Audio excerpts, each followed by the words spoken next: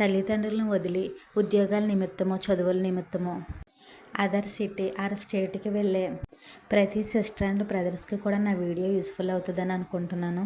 మా తమ్ముడు జాబ్ నిమిత్తం అయితే హైదరాబాద్ వెళ్ళాడండి.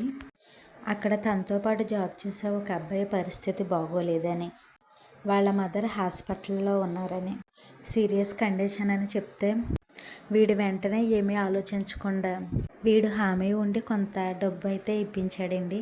చిన్న అమౌంట్ అయితే కాదు. తర్వాత తీసుకున్న అబ్బాయి 2 నెలల వడ్డీ కట్టాడు. 2 నెలల తర్వాత ఏమయ్యాడో కూడా తెలియలేదు అసలు. ఇంకా దాంతో మొత్తం భారం అంతా వీడి మీదే పడింది. నిజానికి అది తల్లిదండ్రులకు కూడా చాలా భారమైందే. కానీ ఏం చేస్తాం, తప్పదు కదా. చివరికి ఆ అప్పు మొత్తం అమ్మ డాడీ వాళ్ళే తీర్చవలసి వచ్చింది. ఇంకా నిజానికి మాకైతే దాని నుండి కోలుకోవడానికే కొంత సమయం పట్టింది. ఇవన్నీ ఎందుకు చెప్తున్నానంటే ఎంత తెలివైన వాళ్ళైనా సరే ఒకానొక సమయంలో ఫ్రెండ్స్ని నమ్మో లేదంటే తల్లి సెంటిమెంట్ తోటో లొంగిపోతూ ఉంటామండి.